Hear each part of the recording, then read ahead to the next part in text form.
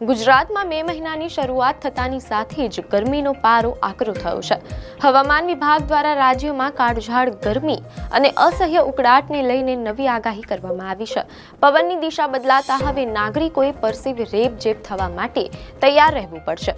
હવામાન વિભાગના જણાવ્યા અનુસાર અત્યારે પશ્ચિમ દિશાના પવન ફૂંકાઈ રહ્યા છે, જેના કારણે આગામી 48 કલાક સુધી તાપમાન તો ઊંચું રહેશે જ, પરંતુ ત્યારબાદ ઉકળાટમાં ભારે વધારો થવાની શક્યતા છે। આ વર્ષે મે મહિનામાં મહત્તમ તાપમાન સામાન્ય કરતાં પણ ઊંચું રહેવાનું પૂર્વાનુમાન છે।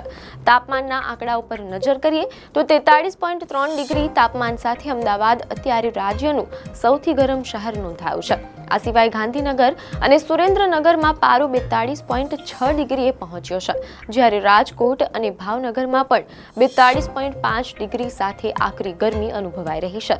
તેવી જ રીતે અમરેલી, ભુજ અને કંડલામાં પણ તાપમાન 41 ડિગ્રીને પાર કરી ગયું હોવાથી સમગ્ર રાજ્યમાં ગરમીનો પ્રકોપ જોવા મળી રહ્યો છે। પવનની દિશામાં ફેરફાર થવાથી વાતાવરણમાં ભેજ વધશે, જેના કારણે ગરમીની તીવ્રતા વધુ અનુભવાશે। મે મહિનામાં ગરમી નવા રેકોર્ડ તોડશે તેવી શક્યતા લાગી રહી છે। આવી જ ન્યૂઝ અપડેટ માટે ધ લોકસત્તા પેજને ફોલો કરો।